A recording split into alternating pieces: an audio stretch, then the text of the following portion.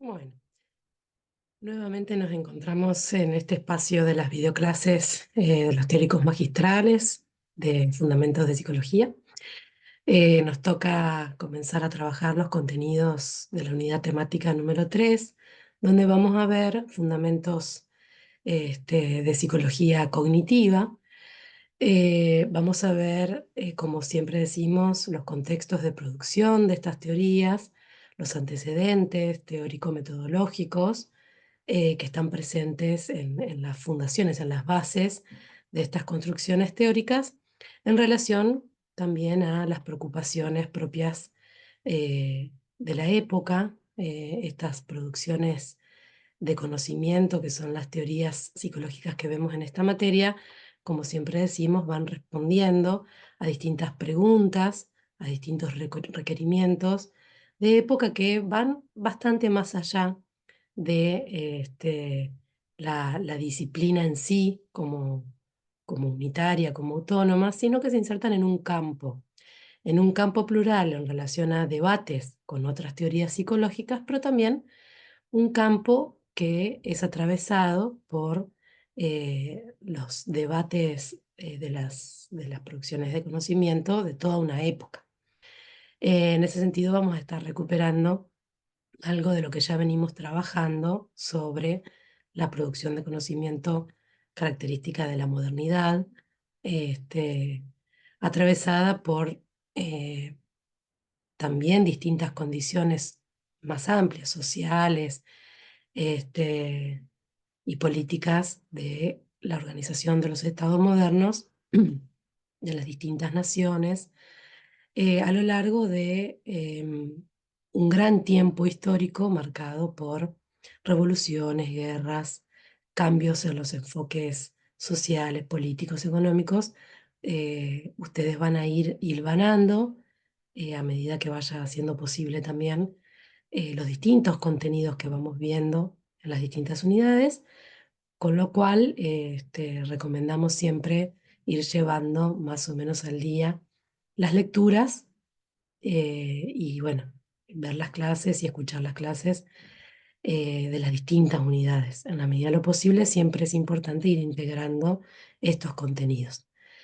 Cada unidad temática enfatiza justamente un tema. Hoy nos toca entonces las teorías cognitivas, sus fundamentos epistemológicos, y a ello nos vamos a abocar. Vamos a presentar en esta videoclase los aspectos contextuales y de debates epistemológicos sobre los que se basan las construcciones de las teorías cognitivas. Eh, Van a ver ustedes que vamos a tener más de un video, como siempre, también para poder abordar o enfocarnos o enfatizar distintos aspectos de las cuestiones que tenemos que recorrer. Y además, estas videoclases se complementan, por supuesto, con las clases presenciales que ustedes tienen en las comisiones. Nunca está de más insistir en que los recorridos que hacemos en las clases tienen que ver, se desprenden de las lecturas, de las lecturas y las puntuaciones de lectura que hacemos, de los materiales que ustedes tienen para leer en la bibliografía de la cátedra y de otros que, si bien no entran en la bibliografía de la materia, nos van ayudando como recorridos de lecturas que hacemos quienes estamos trabajando en las clases, y los ofrecemos como lineamientos para abordar los materiales que ustedes sí tienen para leer. Vamos, como siempre, a compartir pantalla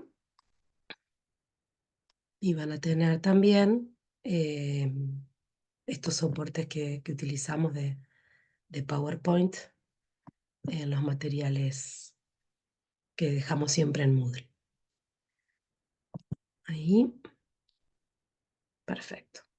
Bueno, entonces en esta unidad temática, les decía, vamos a estar viendo las teorías psicológicas cognitivas, es decir, en relación a el aprendizaje, la construcción de conocimiento, que toman como base los aportes provenientes de la psicología de la Gestalt en relación a fundamentalmente una noción que es la noción de totalidad, y en fuerte debate con las teorías que estuvimos viendo antes, que se basaban en un enfoque elementalista, asociacionista, ¿sí? Lo vimos en la unidad, sobre todo en la unidad 2, donde estuvimos repasando algunos aspectos epistemológicos de la teoría de Wundt y también estuvimos fuertemente viendo la teoría conductista.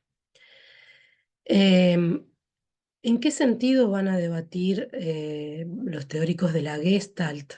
Bueno, en principio porque se interesaron en abordar los procesos cognitivos de pensamiento, de construcción de conocimiento, que no pueden reducirse a meras respuestas, sino que tenían que ver con resolución de problemas.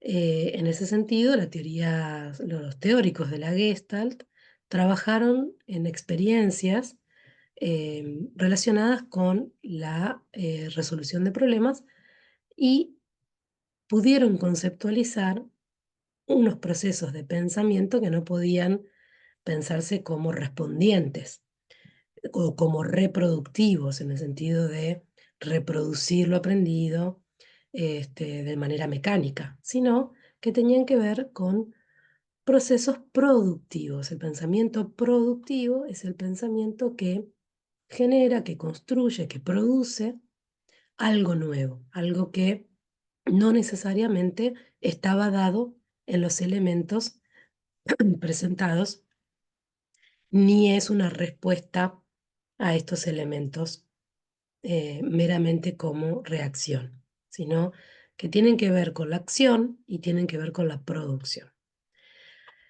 En esta línea vamos a ver en esta unidad temática dos teorías psicológicas, la teoría de la epistemología y la psicología genética de Jean Piaget y la teoría sociohistórica de Lev Vygotsky.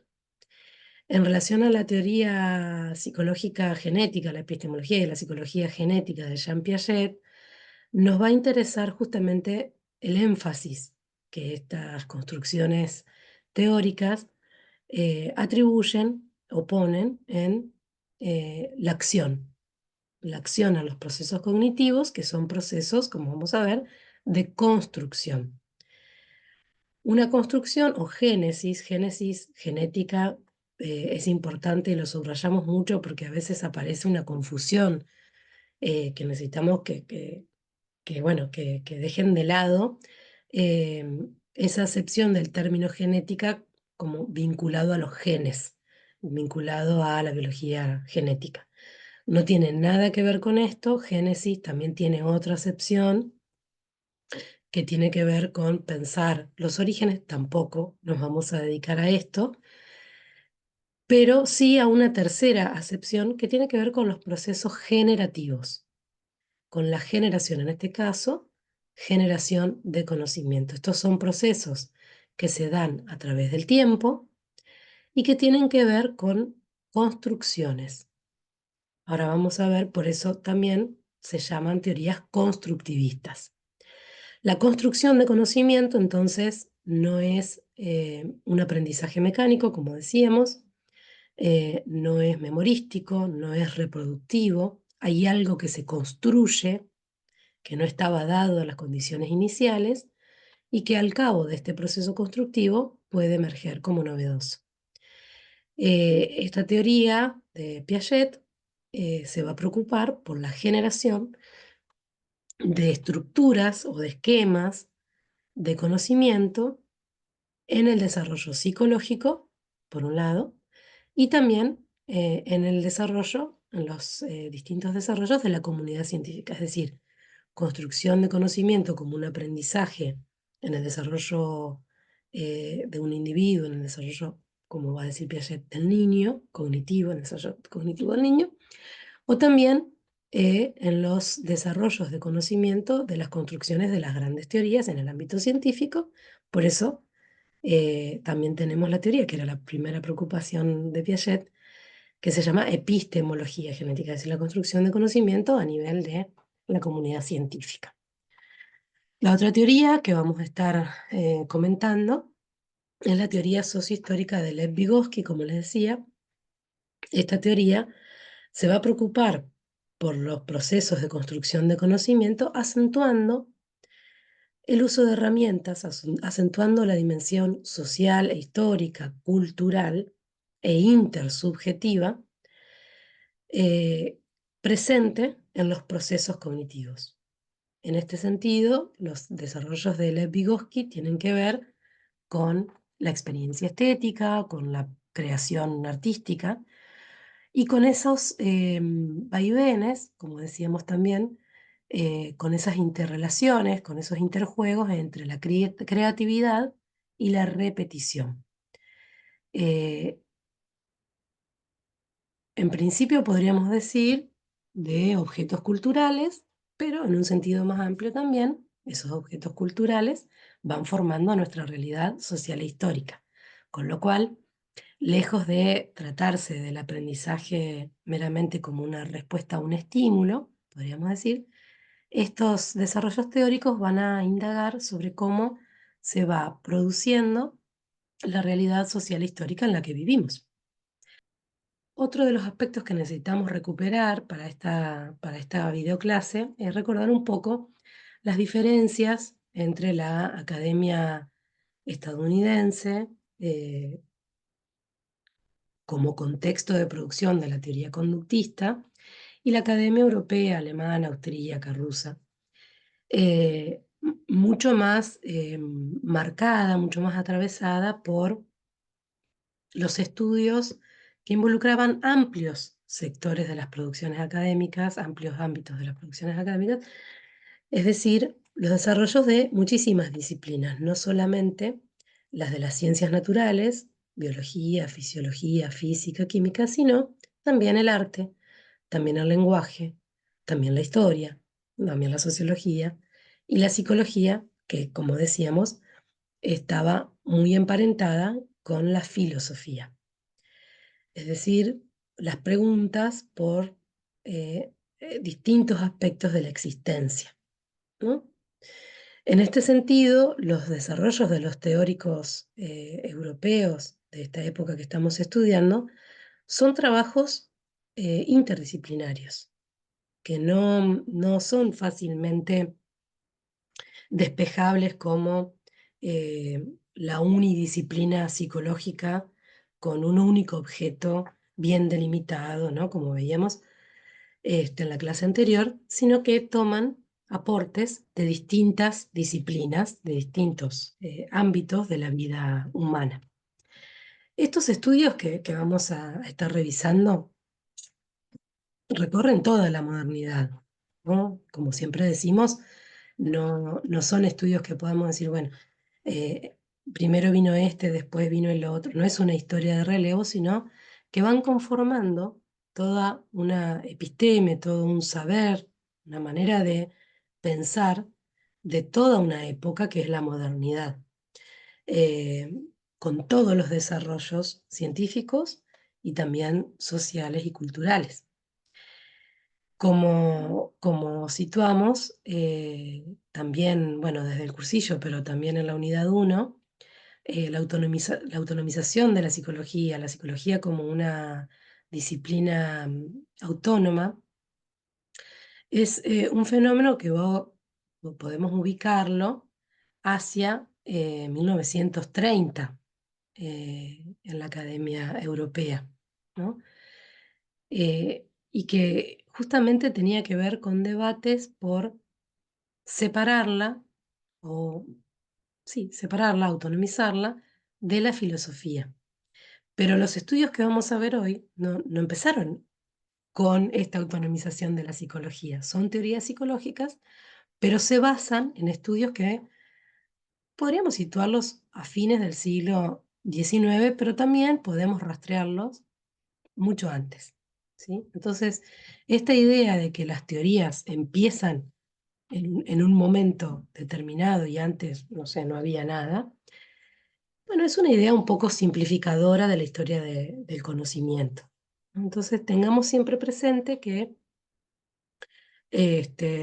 podemos ubicar hitos históricos en las teorías que vamos a estar trabajando, pero que no se trata de una especie de generación espontánea de esta teoría, sino que esta teoría está en debate, está en conversación y tiene sus antecedentes en relación a desarrollos previos y una comunidad científica muchísimo más amplia que el autor de una teoría, ¿sí? O el que se considera el fundador, ¿no? A veces esta figura de fundador, el padre, ¿no? Los conocemos, los ubicamos, porque también es importante, pero siempre pensemos que son productos de la conversación entre distintas personas, distintos investigadores de la comunidad científica, y además en relación a distintas disciplinas y distintos saberes disponibles en esa época, y también como respuestas a preocupaciones que atravesaban, si se quiere, todo ese contexto social e histórico. Entonces vamos a estar recorriendo este, desde fines del siglo XIX hasta bien entrado el XX, digamos, cómo se fueron gestando estas teorías en relación a qué preguntas, en relación a qué definiciones conceptuales y en relación a qué tipo de metodologías para abordar estos objetos de estudio.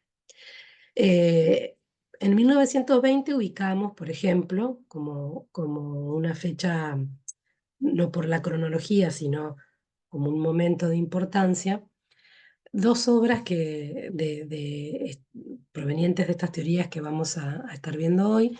Una, El pensamiento productivo, de Max Verdemer, teórico de la Gestalt, y otro, Psicología y arte, de Lev Vygotsky, autor de la teoría sociohistórica. Estos dos artículos, cada uno en su momento, en relación a sus propios proyectos de investigación, discuten, uno en Alemania, otro en Rusia, discuten, debaten con la reactología, ¿no? Veíamos un poco en la unidad anterior cómo, a partir de los estudios de la reflexología, la reactología, los estudios sobre la fisiología de los reflejos y sus condicionamientos, se habían derivado conceptualizaciones para pensar la teoría, para construir, para pensar la teoría conductista. Bueno, la teoría de la Gestalt es debate, no con Watson en principio, ¿no? En un primer momento, sino con esos aspectos más reflexológicos, más reactológicos de la psicología experimental alemana, que ustedes saben, tenía como emblema a Wundt. Y lo tenía como emblema, como siempre decimos, muy a su pesar, porque Wundt no solamente no estaba a favor ni de acuerdo con autonomizar la psicología de la filosofía, sino porque una de sus preocupaciones tenía que ver con que estudiando con las herramientas que proveía la reflexología para la psicología experimental, estudiando la conciencia, que era el objeto que quería estudiar, de esa manera, lo que se podía lograr como máximo, como tope, era describir elementos presentes en la conciencia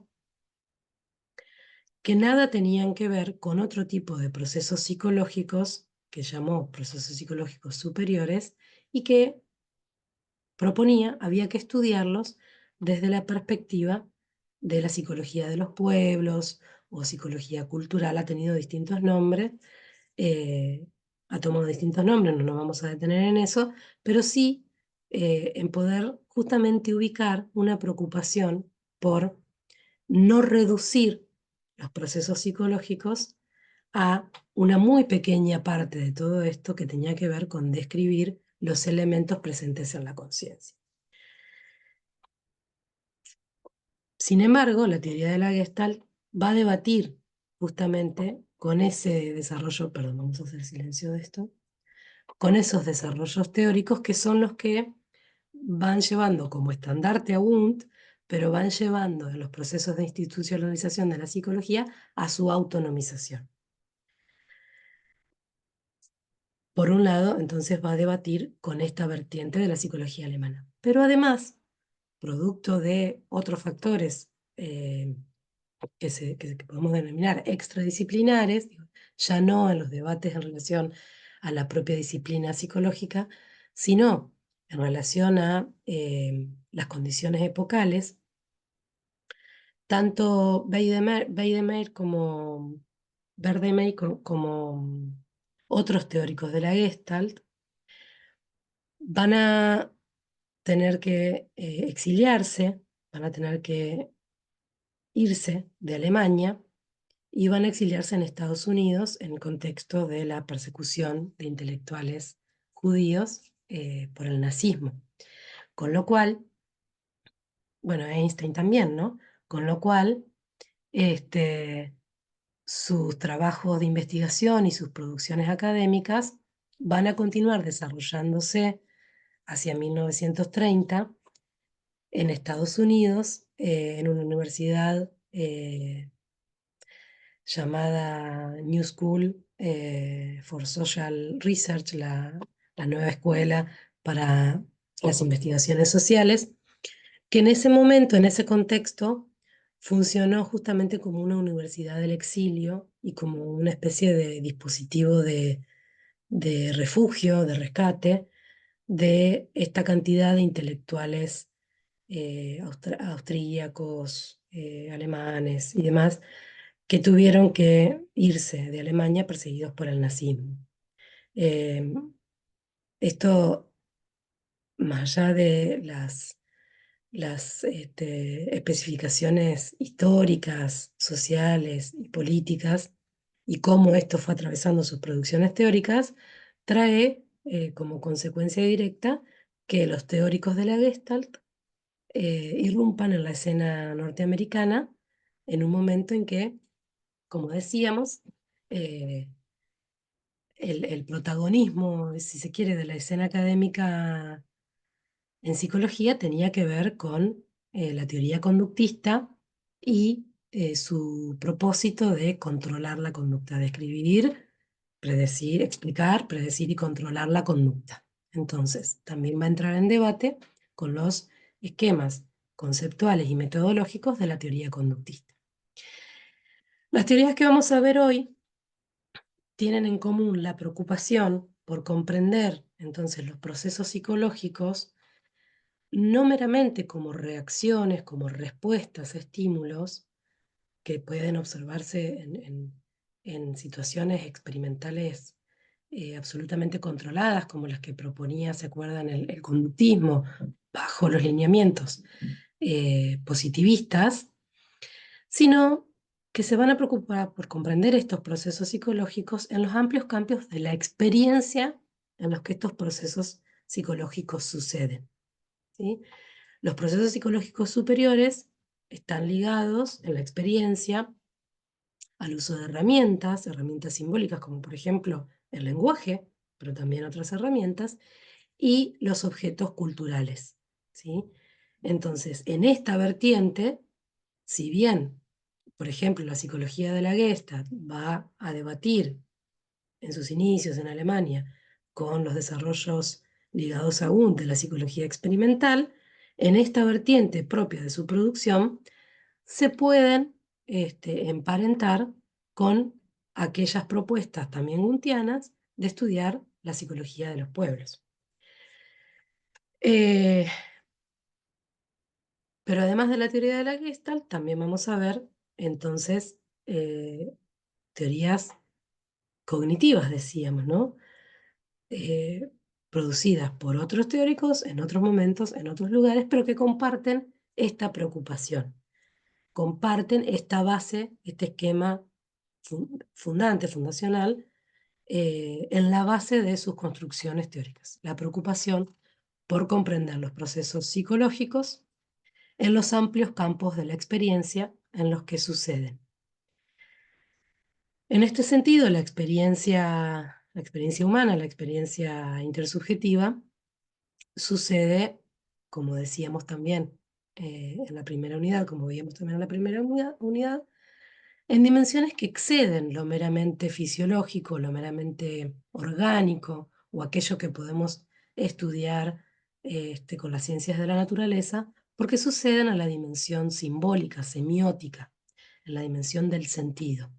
Entonces, hay una preocupación por ubicar el sentido de la experiencia, que como decíamos, no es observable, ¿no? Y entonces quedaba por fuera del interés de la teoría conductista. Este, también esto es algo que comparten las teorías que vamos a ver hoy. Como antecedentes en la Academia Europea podemos ubicar la fenomenología, que entonces se va a ocupar justamente del estudio de la experiencia, y la experiencia como experiencia en el mundo simbólico, en el mundo intersubjetivo, que es un mundo de sentido más o menos compartido. Los estudios etnográficos, es decir, poder pensar cómo estos procesos psicológicos toman distintas formas dependiendo de las culturas donde tienen lugar. Si nos interesa, por ejemplo, la experiencia del lenguaje, no es lo mismo, ustedes saben y seguramente conocen, no es lo mismo como el lenguaje nombra al mundo en una cultura occidental moderna que en una cultura ancestral. No es lo mismo este, los procesos de interacción con la naturaleza que se tienen desde el punto de vista moderno, en que se separa naturaleza y cultura como irreductibles una a la otra, pero a la vez con muchas dificultades para poder integrar esa experiencia, que la experiencia de pueblos nativos, de pueblos originarios, depende de cómo se los aborde. Ustedes deben conocer muy bien porque en nuestro país también tenemos comunidades originarias que conviven con comunidades más urbanas, si se quiere, por decirlo de algún modo. Em, Estudios artísticos y no meramente los estudios ligados a los desarrollos de la lógica, la matemática, la física, sino también estudios artísticos como por ejemplo poder estudiar la experiencia humana de la percepción más allá de la audición de los sonidos, ligada a los estudios de la medicina, la fisiología y la física, poderlos estudiar también en relación a una experiencia global de sentido, de qué sucede, qué nos pasa, podríamos decir, cuál es la experiencia cuando escuchamos una melodía y vamos a ver cómo esto toma absolutamente otro sentido, justamente. Pero también es una época que tiene como antecedentes la perspectiva evolutiva, ¿no? Si ustedes recuerdan en la primera clase, también veíamos que la modernidad, uno de los hitos para pensar la ciencia, el conocimiento, la producción de conocimiento en la modernidad, tiene que ver con la teoría del origen el origen de las especies, la teoría de Darwin, conocida como teoría evolutiva, pero más allá de la teoría en sí y sus conceptualizaciones en relación al reino animal y a la evolución de estas especies, la perspectiva evolutiva es una manera de integrar justamente las dimensiones diacrónicas, es decir, cómo a través del paso del tiempo distintos tipos de estructuras, sean orgánicas o sean eh, simbólicas, se van modificando. Y por supuesto esto nos lleva también a contemplar la perspectiva histórica, que también es otra de las grandes teorías de la modernidad, la teoría marxista y sus preguntas en relación a cuál es la materialidad de esta historia, cómo se van produciendo estos cambios, cuál es esa dimensión de la producción humana, de la cultura, de las sociedades y de la historia. Con todo este trasfondo presente en la comunidad científica europea, vamos a ir abriendo la entrada a la especificidad de las teorías que vemos hoy. Este, Tenemos entonces las teorías cognitivas y es importante que diferenciemos, como podríamos decir, como punto de partida muy, muy básico, lo cognitivo como distinto de lo reactivo y como distinto de lo mental. Como distintos de lo reactivo, estábamos ubicando recién estas teorías van a debatir y van a romper con los estudios fisiológicos o con los estudios de los actos reflejos, de los condicionamientos. Es decir, no se van a quedar con esta concepción del aprendizaje como condicionamientos a partir de estímulos asociados a respuestas fisiológicas, sino que van a querer justamente estudiar comportamientos también, comportamientos ligados a procesos que no podemos observar, pero que evidentemente se ponen en marcha y se ponen en juego en los distintos modos de comportarnos, por decirlo de una manera muy amplia. Y esta discusión va muy al punto de las definiciones que teníamos para pensar el objeto de estudio del conductismo. ¿Se acuerdan que el conductismo definía la conducta en términos de estímulo y respuesta? La conducta es la respuesta a un estímulo. Es todo eso observable que hace un organismo y que se corresponde con responder a un estímulo. Bueno, la respuesta, si nos quedamos con esta definición y pensamos que la conducta tiene que ver con una respuesta, este esquema de pensamiento no nos permite estudiar comportamientos creativos que no responden, sino que producen algo nuevo, que no reproducen, siempre lo mismo, sino que componen una manera alternativa de resolver alguna situación o de comportarnos frente a alguna situación. En este sentido, la respuesta no es aprendida, sino que es construida. Pero también esta manera de pensar los procesos cognitivos nos aleja de la concepción fisiológica, conductista de estímulo. ¿Cómo era esa definición de estímulo? ¿No? El estímulo era un estímulo físico, era un estímulo fisiológico, pero muy definido, muy puntual, ¿no? Medible, observable, ¿no? Y quedaba observable en condiciones de laboratorio, con lo cual nos quedaban por fuera todo eso que podría considerarse estímulo, pero que proviene de configuraciones ambientales del mundo en el que vivimos. No vivimos en el laboratorio. Ese mundo en el que vivimos es el mundo social y es el mundo del sentido. Entonces, no es lo mismo ubicar un estímulo en una condición controlada de laboratorio, no es lo mismo un estímulo físico, como la luz o el sonido, en términos de la física, de la ciencia física, que todo un gran cúmulo, si se quiere, de todos esos estímulos cuando nos llegan en un mundo en el que vivimos, que además tiene un orden simbólico. Está simbólicamente ordenado, y está simbólicamente ordenado quiere decir tiene sentido. ¿Sí? ¿Qué significa? Ver una luz tiene sentido. ¿Qué significa? Ver una luz, bueno, depende. Si veo una luz este, roja en una esquina que tiene una formita circular y que está ubicada en lo más alto de un dispositivo que conozco como semáforo, tiene un sentido, ¿no?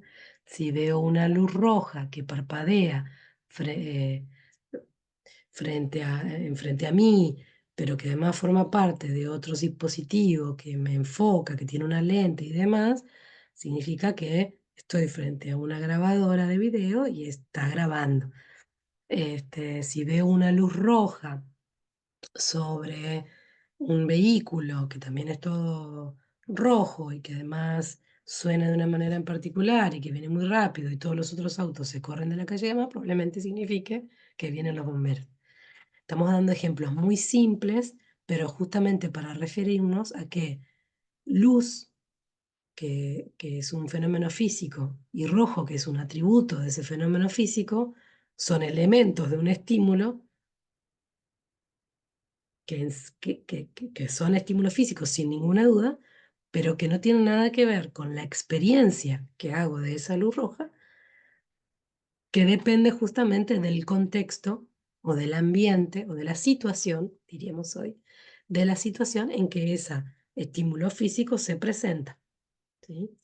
Hay una totalidad de esa situación de la cual emerge en sentido de esa luz roja, que no está contenido ni en luz ni en roja. Ahora lo vamos a ver con más detalle. Pero entonces, estímulo no es algo tan sencillo de definir como para quedarnos simplemente con su definición física, ¿no? Y con su relación con procesos fisiológicos, ¿no? Vamos complejizando un poco más esta mirada. En este sentido, son teorías que van a debatir no solamente con las definiciones conceptuales con que se ha construido el objeto de estudio, por ejemplo, de la teoría conductista, sino también con el enfoque que lo sostiene, que es el enfoque elementalista o atomista. Perdón. Lo mismo podemos decir del enfoque wundtiano, cuando se trataba de describir los elementos presentes en la conciencia. Si describir esos elementos presentes en la conciencia tiene que ver con luz y con rojo, la experiencia no está contenida en esa descripción. La experiencia de sentido que hacemos en el mundo de la vida, ¿verdad? Justamente porque la experiencia no se deja reducir a sus elementos componentes. Y acá ya nos estamos metiendo con la noción de totalidad, que es uno de los aspectos que tenemos que ver propios de esta unidad temática, y que es un aporte de la teoría de la Gestalt que va a estar en la base de estas producciones teóricas de las teorías cognitivas que vamos a trabajar. Es una noción muy importante, así que nos vamos a detener en ella. La experiencia no se deja reducir a sus elementos componentes porque la vida, porque vivir lo que vivimos en la experiencia, lo vivimos en una totalidad. Nadie podría decir que salvo cuando hay algún tipo de alteración, que no lo vamos a ver, que su vivencia es del elemento luz, del elemento color, del elemento temperatura, del elemento altura. Nadie puede. No podemos, efectivamente, no podemos vivir. No podemos llevar adelante la vida mundana, humana, intersubjetiva, hacer cosas, pensar. No se puede si estamos todo el tiempo ubicándonos en esa dimensión de los elementos que sí están presentes, sin ninguna duda están presentes, pero no hacen a nuestra experiencia de la vida vivida, ¿no? Como dicen los fenomenólogos.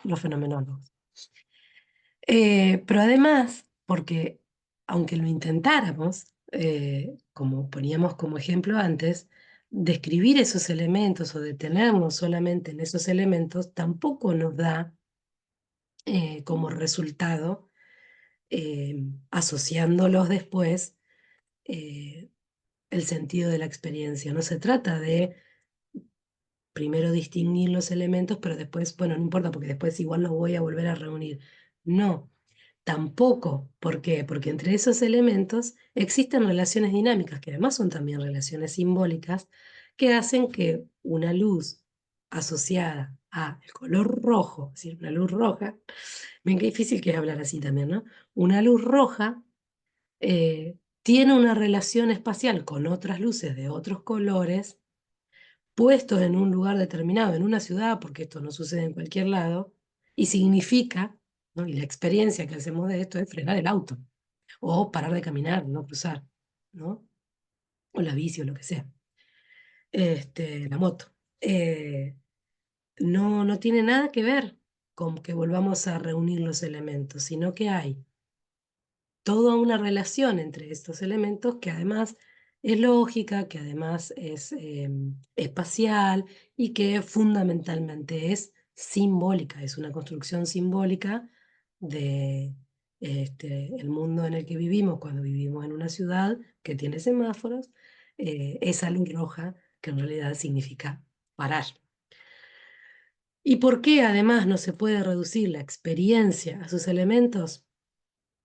Porque esa totalidad de la experiencia, que es la experiencia vivida, aunque es resultante de la relación dinámica entre los elementos que conforman la totalidad, no es solo eso, sino que presenta características emergentes que no están contenidas en sus elementos.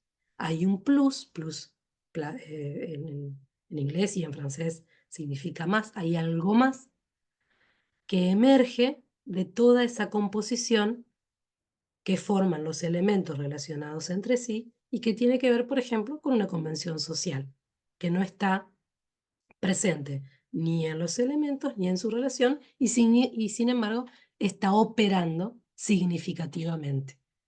Esa luz significa parar, porque hay una convención social histórica creada por el trabajo humano y por los acuerdos sociales, por los sentidos comunes, los sentidos compartidos, como decíamos, en una sociedad urbana que tiene disponible la electrónica, distintos aspectos de la técnica que nos han dejado tener en las ciudades semáforos. Miren todo lo que hay detrás de simplemente decir luz roja, ¿no? Bueno, la noción de totalidad tiene que ver con esto. Vamos a insistir bastante en todas las clases que van a tener sobre esta unidad, en los distintos videos, en las comisiones, en la bibliografía también lo van a encontrar, porque esta noción de totalidad es eh, la base para poder pensar los procesos cognitivos sin reducirlos a, como dice el enfoque atomista o elementalista, a los elementos que la componen, ¿sí? Aun cuando los asociemos después de descomponerlo, ¿no? Entonces, la teoría de la Gestalt es la que aporta esta noción clave de totalidad. Su objeto de estudio es la percepción, pero no la percepción en tanto proceso fisiológico de estímulos físicos, estimulando justamente, ¿no? Excitando esas membranas orgánicas de los órganos de los sentidos, como son definiciones físicas, biológicas, fisiológicas. Bueno, no es esa la percepción que estudia la Gestalt, sino que la Gestalt va a estudiar la percepción desde la perspectiva fenomenológica, es decir, en tanto fenómeno, ¿sí? En tanto fenómeno quiere decir en tanto experiencia vivida en el mundo intersubjetivo, en el mundo simbólico, social en el que vivimos.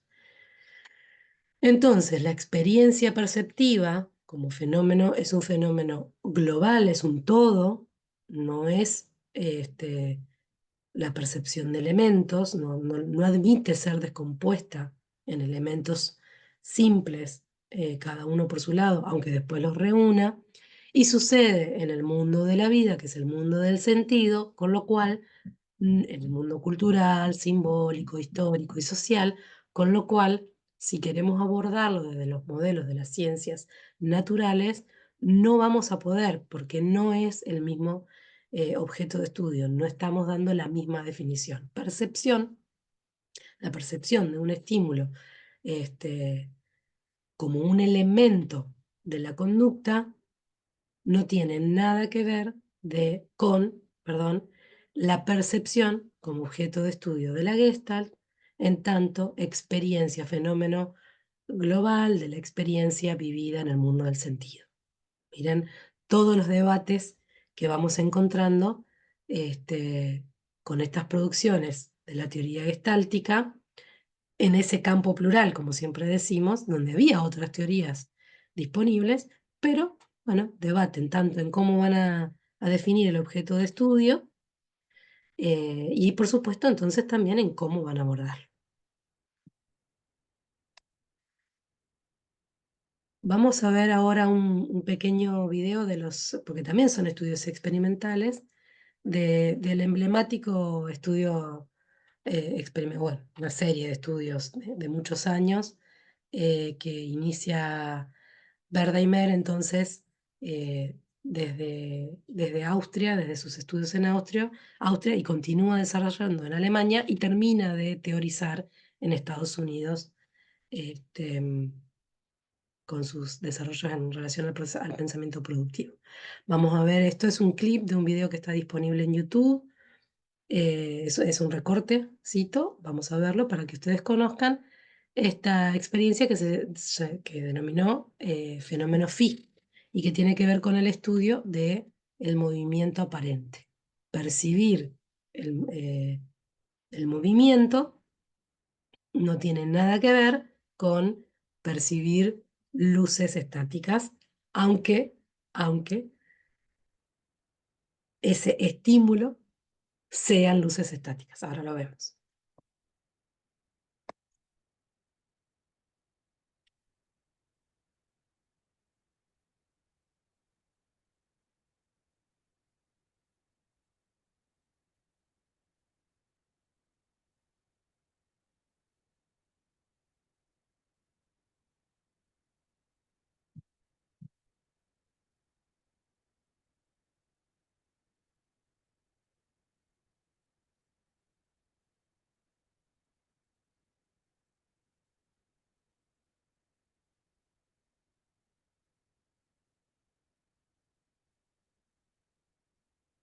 Corto un cachito ahí para que podamos repensar esto. Estamos con si lo pensamos desde los lineamientos de la física, la óptica y la biología, ¿no? Las ciencias naturales, estaríamos en presencia de, y así se diseña la experiencia, estímulos físicos, luz a un intervalo de tiempo que, si no es demasiado rápido ni demasiado lento, produce este fenómeno phi, que es la apariencia de movimiento.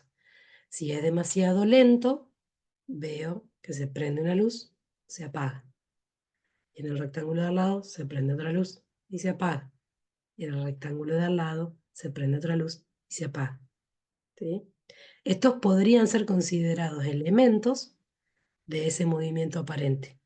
Pero cuando yo veo el movimiento aparente, no veo eso, veo movimiento. ¿Sí? Bueno, y si lo pusiera demasiado rápido, ¿no? Quedaría todo el tiempo, como se dice, prendido. Esto es algo que seguramente han experimentado, que es otro tipo de ilusión de la percepción. Por ejemplo, a ver, vamos a apelar a la infancia, esas estrellitas de pirotecnia, esas varitas con pólvora que hacen chispitas, que si las giro muy rápido parece que estoy haciendo un círculo de luz. Bueno, hay un círculo ahí. Sí, no. Bueno, lo veo, es observable, está ahí, pero ¿qué es? No, bueno, pero no, en realidad son muchos puntos de luz que, bueno, no, yo veo un círculo, es el mismo ejercicio. Continuamos.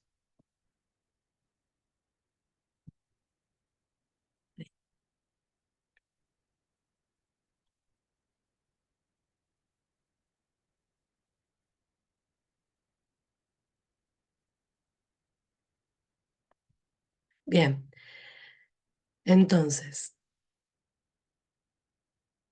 vamos a ver, ahí entrábamos de nuevo a la definición de totalidad, ¿no? La percepción del movimiento es más que la suma de la percepción de las luces estacionadas o estacionarias, estáticas, ¿sí? Este, a partir de este tipo de experiencias y de otras también, por ejemplo, con experiencias con musicales, ¿no? Eh, Escuchar una melodía, escuchar una obra, no tiene nada que ver con escuchar primero tal nota por tanta duración en tal composición rítmica, después otra tal nota, con la frecuencia de esa onda sonora. Estas son maneras de describir de la ciencia física. Pero cuando yo escucho una melodía, no escucho cada una de las notas por separado, ¿no? Escucho una composición, una totalidad. Y esa totalidad, tal canción, o ese círculo que veo si muevo así la estrellita de pirotecnia, o esta percepción del movimiento aparente, es más que la suma de sus partes. Es algo que no puedo explicar si me quedo solamente explicando cada uno de los elementos que componen, sin ninguna duda lo componen, pero no por sí mismos no lo explican al fenómeno global. ¿Sí? Esta es la noción de totalidad, de todo, ¿no? Que ustedes la van a encontrar o nos van a escuchar nombrarla, la van a leer en la bibliografía y demás, de distintas formas. El todo es más que la suma de sus partes componentes, el todo no se reduce a la yuxtaposición de sus elementos. Si no saben qué significan estos términos, hay que buscarlos en el diccionario, ¿no? Eh, es un conjunto de elementos, el todo es un conjunto de elementos, no se niegan los elementos, están relacionados entre sí, no están aislados, forman un conjunto ordenado con propiedades emergentes. Hay propiedades que emergen del todo sin estar necesariamente presentes en las propiedades de los elementos, o las propiedades del todo exceden las propiedades de sus partes constituyentes. Cualquier, y puede haber otras, ¿no? Pero me gustaba traerles estas distintas frases que están todas aludiendo a la noción de totalidad, para que justamente cuando las encuentren de una u otra manera puedan ubicar que esta es la noción de todo o de totalidad que aporta la Gestalt y sobre la cual se van a apoyar, por ejemplo, el concepto de estructura, que es un concepto en el cual se van a basar distintas teorías psicológicas, vamos a ver más de una en nuestra materia, pero especialmente estas teorías cognitivas que se preocupan por pensar los procesos de aprendizaje o de construcción de conocimiento eh, en términos muchísimo más amplios que el aprendizaje mecánico, los elementos perceptivos tal como los definen las ciencias naturales, y sobre todo en relación a la producción de ese emergente, que es una producción de sentido, ¿no?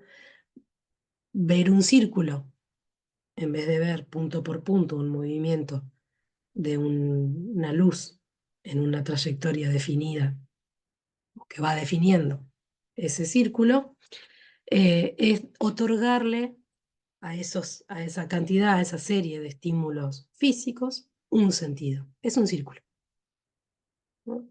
Para nosotros lo que vemos es un círculo. Eh, entonces, metodológicamente, la teoría de la Gestalt debate con el elementalismo asociacionista o con el atomismo y propone una perspectiva holística. Holística significa pensar situaciones como un todo, ¿no? Abarcar la complejidad de la situación tal cual se presenta. Las situaciones de la vida no se presentan como partes, no se presentan como elementos claros y distintos, se presentan como un todo que nos llega en ese estar en esa situación, en ese estar en el mundo. Muy bien. Entonces, esas propiedades emergentes que estamos relacionando con el mundo del sentido, con el mundo vivido, uno me podría preguntar, y de hecho ha sido una de las preguntas presentes en estos debates, perdón, bueno, ¿de dónde emergen esas propiedades? ¿No? Decíamos que no podían emerger, no emergen directamente de los elementos de ese todo. Bueno, pero si no emergen de cada uno de esos elementos, ¿de dónde emergen? Del objeto como un todo, del sujeto que percibe. Y esto es importante, emergen del todo. Y el todo,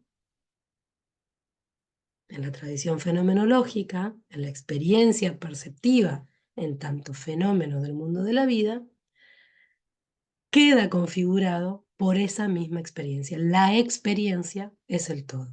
Involucra el sujeto, involucra el objeto, involucra el cuerpo, por supuesto también al organismo, pero no es exactamente el organismo. El organismo solamente sería la función, por ejemplo, del ojo, del oído, los circuitos neuronales, ¿no?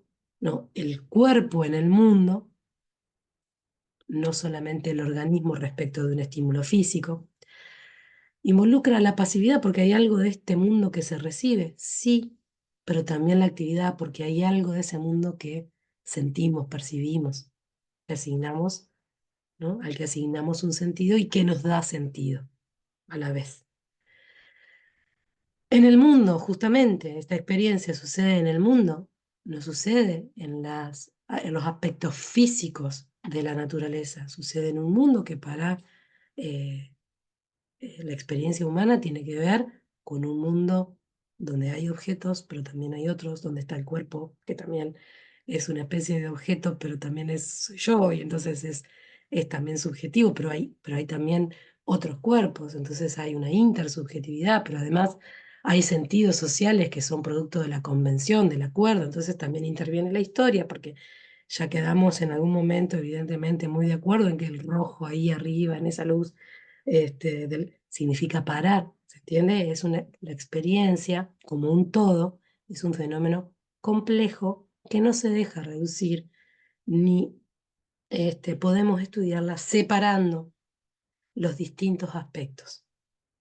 Por un lado lo físico, por otro lado lo físico, biológico, natural, por otro lado lo histórico, social, simbólico, por otro lado lo afectivo.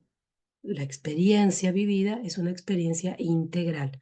Por eso también decimos la teoría de la Gestalt, desde esa tradición fenomenológica desde la que construye su objeto de estudio y su abordaje de este objeto, eh, construye su perspectiva de manera integral, holística, abarcativa. ¿Sí? Entonces, para estudiar la experiencia perceptiva como fenómeno del mundo de la vida, necesitamos estudiar tanto ese sistema, ¿no? Ese sistema, ese conjunto eh, complejo y significativo que produce sentido o que se relaciona con la producción de sentido, donde interviene tanto el sujeto como el objeto y la intersubjetividad, porque esta realidad, esta experiencia vivida, sucede en una realidad de sentido, en una realidad social, histórica, cultural. Esto significa todo esto significa intersubjetivo. No se niega el organismo, no se niega el mundo físico, no se niega la fisiología, pero sí este, se debate con otras producciones teóricas que van a reducir esta experiencia solo a esas dimensiones. ¿Por qué? Porque la experiencia vivida las rebasa. Hay algo más, la supera. Es mucho más compleja e integral. Entonces, bueno, en este sentido es que decimos que desde la tradición fenomenológica, la teoría de la Gestalt va a debatir con el objetivismo pretendido por las metodologías positivistas, el mundo de la naturaleza no coincide, es incluido, pero también sobrepasado por el mundo humano, intersubjetivo, social, que es el mundo de lo sentido, pero de lo sentido en la medida en que tiene sentido. ¿Sí? En la medida en que se inserta en sentidos compartidos, producidos social e históricamente. Eso que tiene sentido es justamente lo que puedo percibir. Puedo percibirlo porque tiene sentido. Vamos a ver en el otro video eh, cuáles son las conclusiones teóricas para la teoría de la Gestalt, que va entonces a, a producir justamente leyes de la percepción muy diferentes, muy diferentes, sin negar que eso existe, pero muy diferentes de lo que la física, la biología, la fisiología puede estudiar como percepción. Pero además, también esta tradición fenomenológica, como no deja reducir, no permite que la experiencia se reduzca a ninguno de estos polos que vimos antes, sino que intenta contenerlos, integrarlos, abarcarlos, también va a debatir con esos esquemas teóricos que van a interpretar la conducta desde una lógica, se podría decir, receptivista, ¿no? Hay algo de esa pasividad con la que se recibe un estímulo, ¿sí? Que no cuadra con este tipo de abordajes. ¿Por qué? Porque es cierto que ese estímulo se recibe, pero también es cierto que hay una actitud activa, que hay una intención que hace que en vez de ver, simplemente, en vez de recibir, vamos a decir así, en vez de recibir puntos de luz en una secuencia temporal, y en una direccionalidad tal que esos puntos van describiendo el trayecto de un círculo, miren qué difícil que es decir todo eso, ¿no? Lo cual podría seguramente ser recibido por el ojo humano.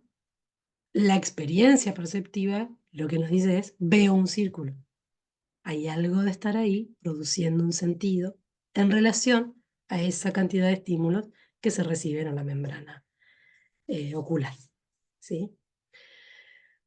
También va a debatir con esta concepción del aprendizaje como impresión, ¿no? Sobre una tabula rasa, ¿no? Sobre como si fuera una hoja en blanco donde imprimimos contenido. Hay algo de esta experiencia viva que tiene que ver con la acción y hay además algo que tiene que ver con la construcción de sentido.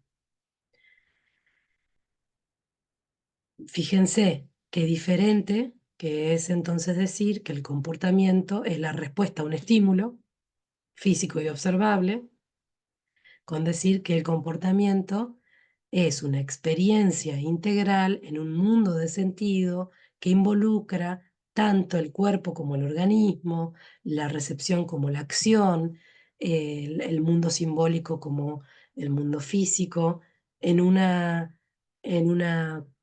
complejidad en la que entra tanto yo como el otro, ¿no? Y la historia por la cual nos relacionamos de esta manera y no de tal otra, y los símbolos que utilizamos completamente de acuerdo sin que tengamos que estar explicándonos cada vez que ese rojo del semáforo signifique pare, por ejemplo, ¿no?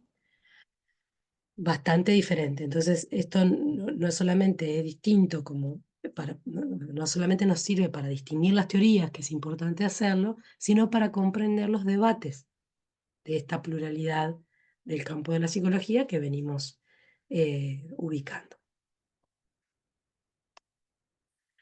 Bueno, como les decía, entonces, sobre esta base, sobre estos aportes de la teoría gestáltica, especialmente en la noción de totalidad, pero con todo lo que implica conceptual y metodológicamente hablando, las teorías cognitivas que vamos a ver en esta unidad 3 se han preocupado por trabajar distintos aspectos de los procesos cognitivos, han enfatizado distintos aspectos de los procesos cognitivos. Vamos a ver que en la teoría de Piaget se enfatiza la acción, ¿sí? En esto que estábamos ubicando, no meramente la recepción, la acción que permite construir conocimiento de manera tal que lo que se construye son estructuras. El concepto de estructuras se deriva directamente de esta noción de totalidad que aporta la Gestalt.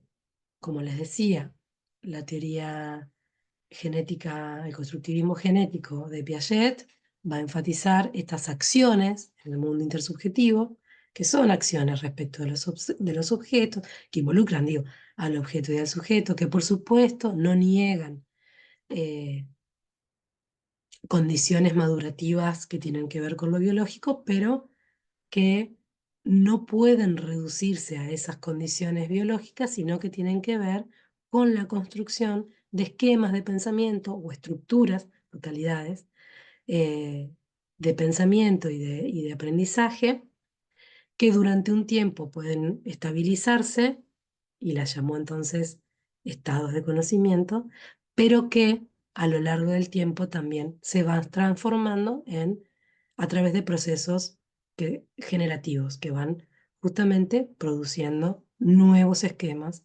nuevos equilibrios, ¿no? Nuevos estados. La interacción va produciendo algo que no es observable y sin embargo sucede, que tiene que ver también con ese pensamiento de resolución de problemas, de comprensión o insight, lo van a encontrar de distintas maneras, eh, de creación a partir de los elementos dados, creación de lo nuevo, ¿no? Un aprendizaje, podríamos decir, es la creación de algo nuevo, que aunque yo tenía todos los elementos enfrente, no se produce simplemente por la exposición a esos elementos, ¿sí? Estas, o no se produce como respuesta a los estímulos, sería, ¿no? Estas contribuciones entonces de las distintas teorías cognitivas tienen en común esa preocupación por pensar procesos psicológicos de una manera mucho más compleja que involucra la experiencia de la vida, que es una experiencia, hasta donde sabemos, que no se puede reducir a la experiencia del mundo físico, sino que tiene que ver con un mundo simbólico, un mundo cultural, un mundo de sentido, y en ese punto, un mundo históricamente construido por el trabajo humano y por la interrelación humana. Bien, les vamos a dejar entonces en el Moodle otro video donde van a poder ver con más detalle tanto las leyes de la percepción de la Gestalt como conclusión de sus desarrollos, una de las conclusiones de su desarrollo, este, que tienen que ver entonces con esta noción de totalidad, que es un aporte basal para las teorías cognitivas que vemos justamente de eh, Piaget y de Vygotsky. Son, como siempre decimos, contextualizaciones y puntualizaciones de los debates que es necesario que ustedes puedan tener presentes a la hora de leer estas teorías. De otro modo, nos queda siempre esa idea rara de, bueno, que las teorías son una especie de generaciones espontáneas, medio en el vacío, que no sabemos muy bien con qué tienen que ver, o una niega a la otra, pero la otra se desechó. No, no, los debates, como siempre decimos, son debates aún vigentes y aún presentes en el campo, y los desarrollos teóricos de las distintas teorías continúan también hasta nuestros días. Bueno, entonces hasta aquí con este video de contextualización.